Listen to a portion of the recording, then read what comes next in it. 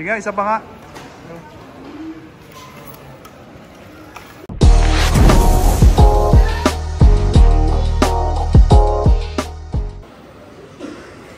So, ayan. Mukhang bibili na tong Sunpeed Leader na full sus.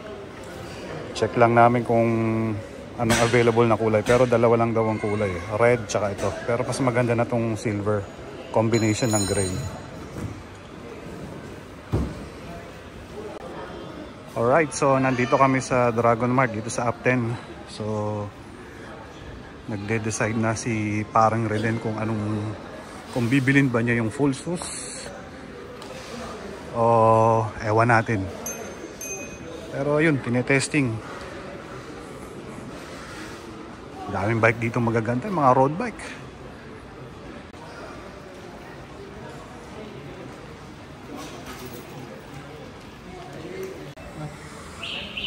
Ayan, 5,000 ang presyo niya. Maganda naman yung component. SRAM NX Eagle. Pati yung kanyang chain, ano to? Crank. Full sus, rock shocks.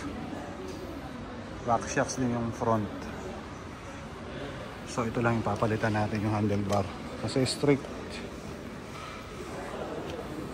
Ganda, order na.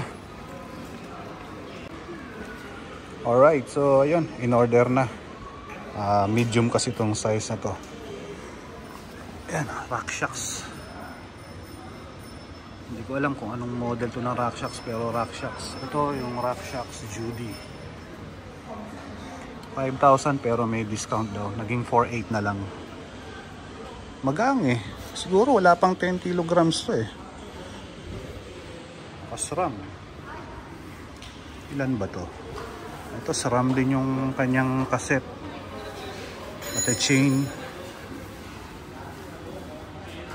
Galing. Ang ganda nito.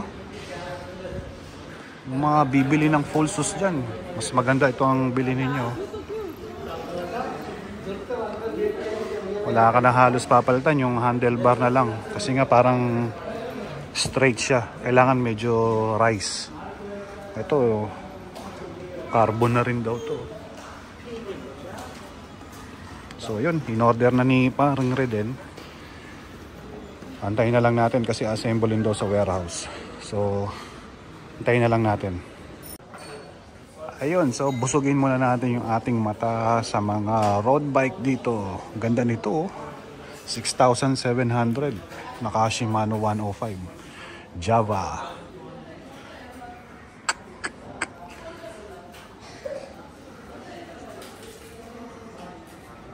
Ito, meron ako nakita dito, Parlus. Bluetooth na yan, no?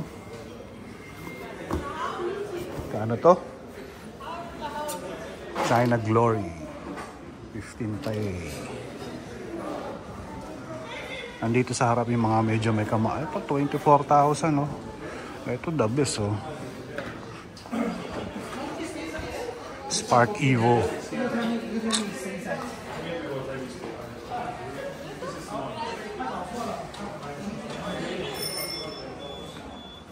Ito gravel, 11,000 Pardus.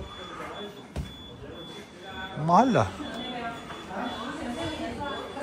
Pero ang ganda oh.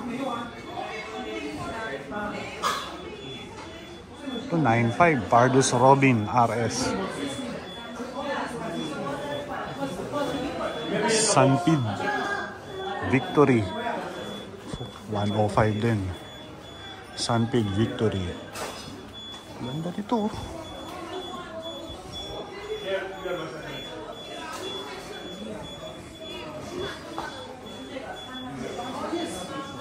Gravel, maganda oh.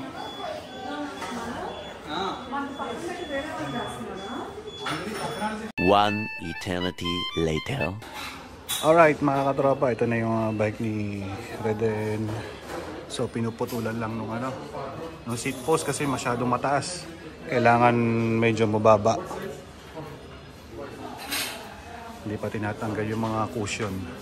Pero siyempre tanggalin natin yan at kailangan matesting.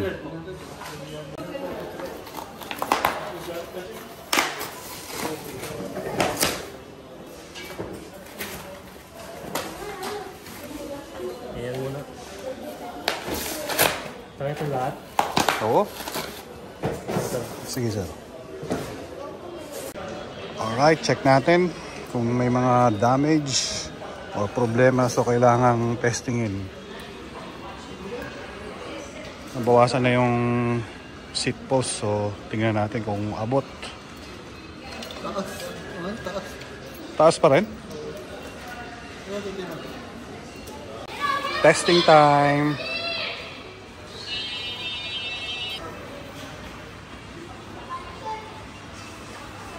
Ano? Taas? Alright mga katropa, so na-testing na namin. Okay naman. So gusto lang talaga niya rin palitan tong handlebar kasi straight.